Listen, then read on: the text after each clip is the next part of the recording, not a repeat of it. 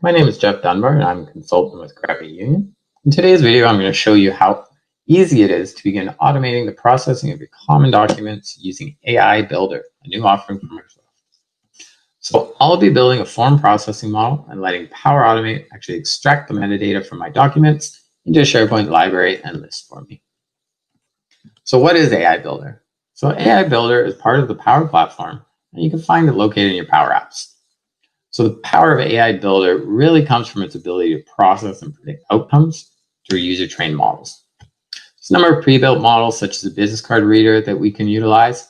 We can also create our own custom models, which is really what we're going to focus on today.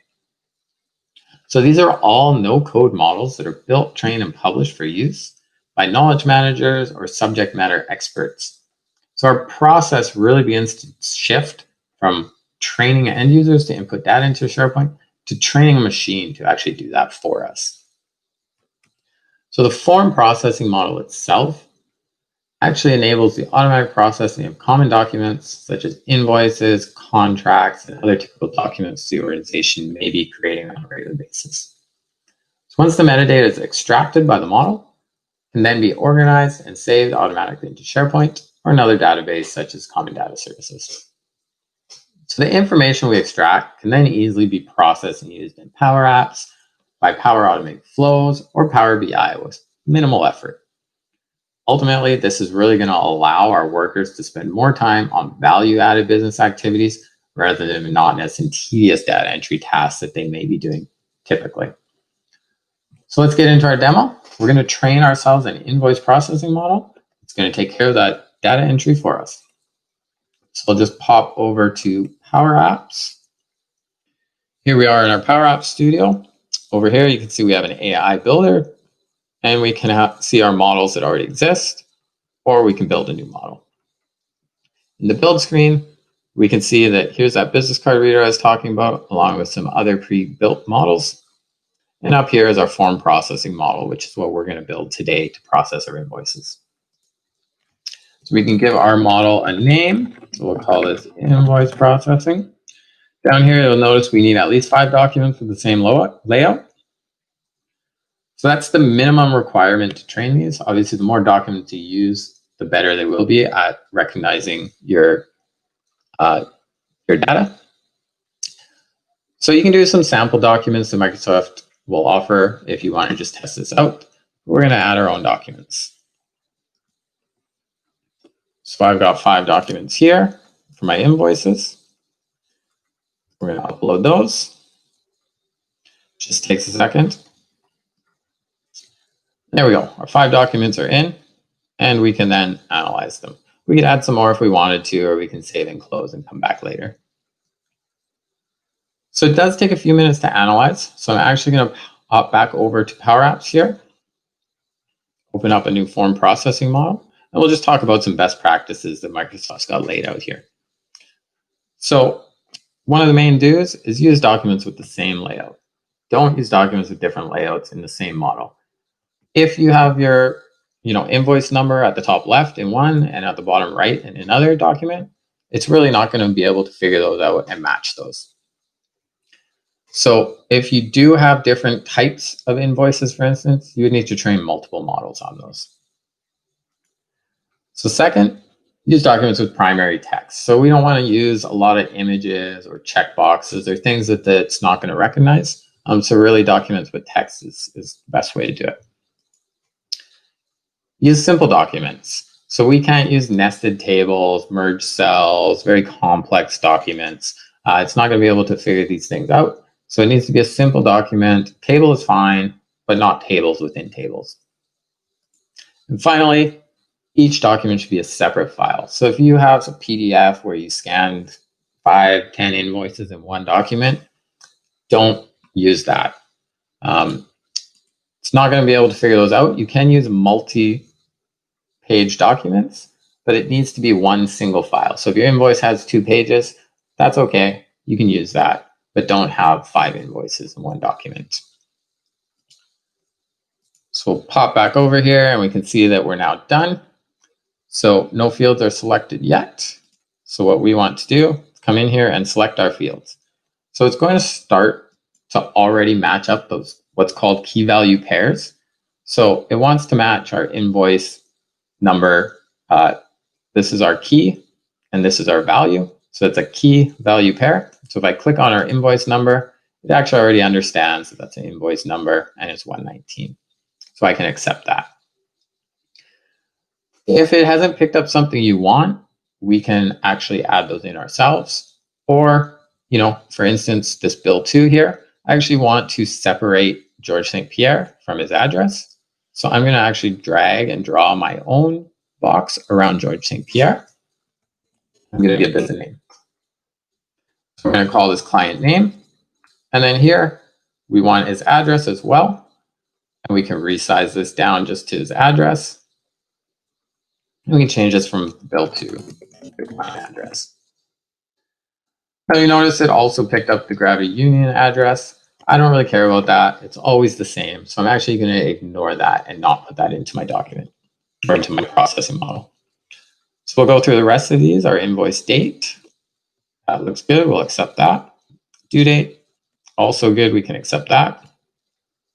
Our invoice total, and looks good. And then the table. So the table comes out with a funny name, table 0. We can't change that. There's not much we can do with it. But we'll use this table in our document. So we'll accept that for what it is. Down here, we have our terms and conditions. So we'll also accept that. And again, we could change these. We can add these. We can resize them. We could rename these if we didn't like invoice date or invoice total. Maybe we want this to be amount due. Go ahead and we'll confirm all those fields.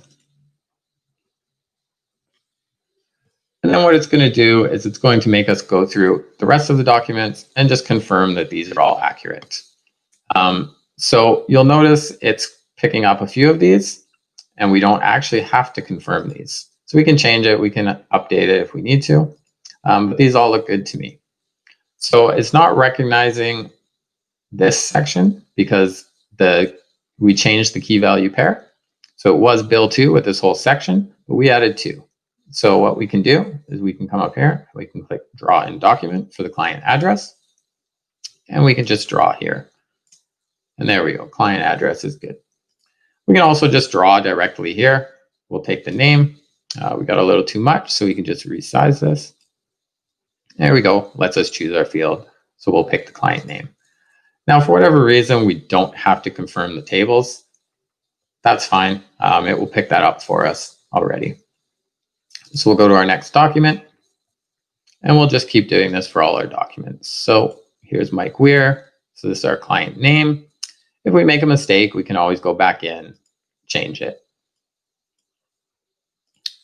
We'll add his address. And there we go, that one's done. Next file. Let's do the same thing here. So you can see it's pretty quick to train one of these models. We're already almost through our 5 documents. In this case, we don't have a client address. So what we actually want to do is come up here and just select that the field is not in the document. So that's okay. Our format is still the same. We're just missing one of our key value pairings, which is not a big deal. The model will be able to handle that. So now that we're done, we can click done. If you didn't have time to finish or you had a lot of files, you could save and come back later as well. So once we're done, we can go next. And then we're going to train our model. So now this can take a few minutes. So I'm actually going to just pause our video to keep us lower on time. And we'll come back in a few minutes when it's done. Okay, we're back. So it's been maybe a minute and a half, 2 minutes to train that. And now it's ready and done. So we can go to our details page. This is going to give us a little preview where we can do a quick test to make sure that it's working. But we're actually just going to publish it in this case. So you have to make sure you publish it before it will be available. And once it's published, we'll have an option to use a model in Power Automate or Power Apps. So I've already pre-configured a Power Automate flow in order to do the metadata extraction for us to save some time. But you can always leave us a message, contact us, or check out our blog to see a little more on how this is being utilized. So I'm going to hop over to SharePoint now that that's configured or published. So here we are in our invoice library. You can see we have our client address, invoice number, invoice date, due date, balance, terms, all the things that we wanted to extract from our invoice processing model. So we'll drop a couple files in here. And if we've done this correctly, our flow should start picking these up and pulling the metadata out of them. So I'll just take a quick look here at the flow.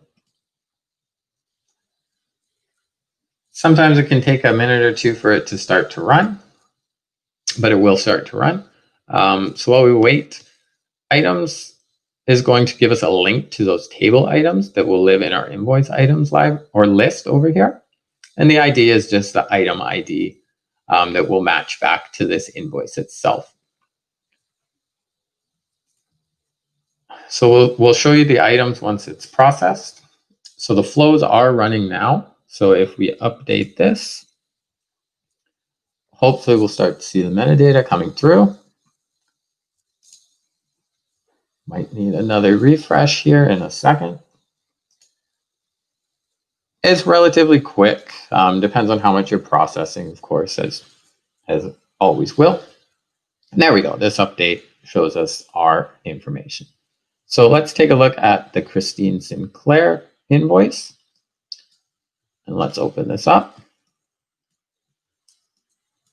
And let's take a look here. So we can see we have our client name, Christine Sinclair. We have our address, our invoice number of 124, our invoice date, due date. All these things seem to be matching up, 4,305, and our terms of net 30. So we can see that it's done a very good job of pulling this information out and adding it into SharePoint for us. So that saves us a lot of manual entry and time, especially if we're doing a lot of invoices. So the items itself is going to be those list of table items. So this lives in our invoice library. And let's bring up the Christine Sinclair again. We'll just scroll down. So we can see we have two items here. Our quantity of 4 for Power BI reporting. Titles over here. Unit price 150, amount of 600. And there's that invoice number I was talking about, as well as the invoice ID. And here's the second one, SharePoint Online Rollout. So we can see that all the information that we trained it has been extracted successfully. And that's a really good thing for us. It saves us a lot of time at the end of the day. So if I do click on the invoice ID number, it'll actually take us back to that original item where we can see the total balance, the terms, the invoice number, and everything else related to that. So we've really connected our solution together. We've used AI Form Builder to create a processing model. We've used a Power Automate flow to extract that information to SharePoint, both a library and a list. And we can also use it in Power Apps or Power BI, as we mentioned before. Super easy now for us to configure a flow, for instance, on a reminder when this invoice is due. And it's going to save us a lot of time. So that is our demo for today. Hope you enjoyed it. Feel free to leave us comments or get a hold of us if you have any further questions. There will be a post to our blog or a link to our blog post below in the comments or in the information section. Please do check it out. Thank you.